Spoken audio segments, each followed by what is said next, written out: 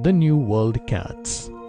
The cats, great and small, of the New World resemble those of the Old, though not quite so closely as the carabao, wapiti deer, and moose of the northern forests resemble the reindeer, red deer, and elk of Europe.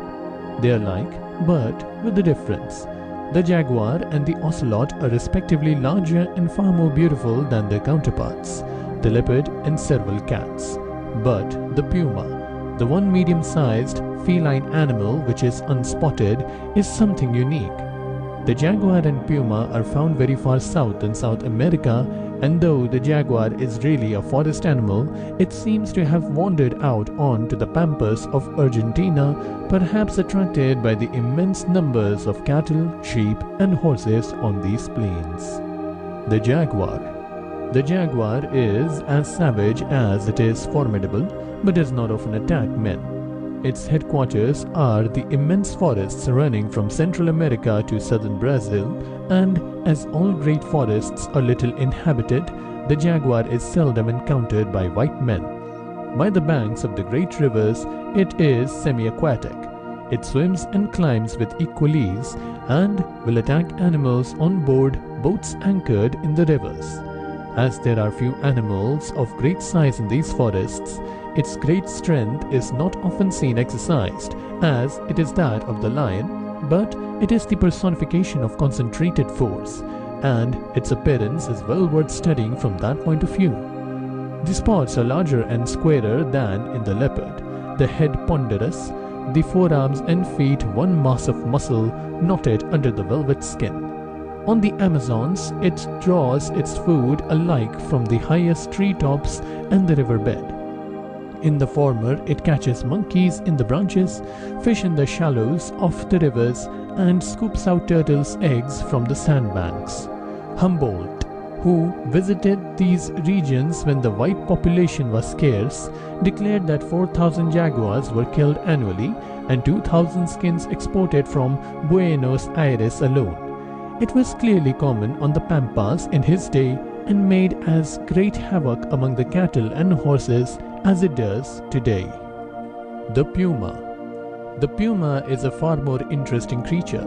It is found from the mountains in Montana, next the Canadian boundary, to the south of Patagonia. Yankee stories of its ferocity may have some foundation, but the writer believes there is no recorded instance of the northern puma attacking man unprovoked, though in the few places where it now survives, it kills cattle, calves, and goats. It is relentlessly hunted with dogs, treed, and shot. As to the puma of the southern plains and central forests, the natives, whether Indians or Guachos, agree with the belief, steadily handed down from the days of the first Spanish conquest, that the puma is the one wild cat which is naturally friendly to man. The old Spaniards called it Amigo del Cristiano, the Christian's friend, and Mr. Hudson in The Naturalist in La Plata gives much evidence of this most curious and interesting tendency. It is notorious that where the puma is the only large beast of prey, it is perfectly safe for a small child to go out and sleep on the plain. The puma is always at heart a kitten, taking unmeasured delight in its frolics, and when, as often happens, one lives alone in the desert, it will amuse itself for hours fighting mock battles or playing hide-and-seek with imaginary companions, or lying in wait and putting all its wonderful strategy in practice to capture a passing butterfly. From Azara downwards, these stories have been told too often not to be largely true, and in old natural histories, whose writers believed the puma was a terrible man-eater, they also appear as wonderful escapees. One tells how a man put his poncho or cloak over his back when crawling up to get a shot at some duck and felt something heavy on the end of it. He crept from under it, and there was a puma sitting on it, which did not offer to hurt him. As space forbids further quotation from Mr. Hudson's experiences, which should be read, the writer will only add one anecdote which was told him by Mr. Everard in Thurn, CB, formerly an official in British Guiana. He was going up one of the big rivers in his steam launch and gave a passage to an elderly and respectable Cornish miner who wanted to go up to a gold mine. The visitor had his meals on the boat, but at night went ashore with the men and slung his hammock between two trees, leaving the cabin to his host. One morning, two of the Indian crew brought the miner's hammock on board with a good deal of laughing and talking. Their master asked what the joke was, whereupon, pointing to the trees whence they had unslung the hammock, one said, "Tiger sleeps with old man last night." They were quite in earnest and pointed out a hollow and marks on the leaves which showed that a puma had been lying just under the man's hammock. When asked if he had noticed anything in the night, he said, "Only the frogs croaking wakened me up." The croaking of the frogs was probably the hoarse purring of the friendly puma enjoying his proximity to a sleeping man. Mr. Hudson quotes a case in which 4 pumas played round and leapt over a person camping out on the pampas.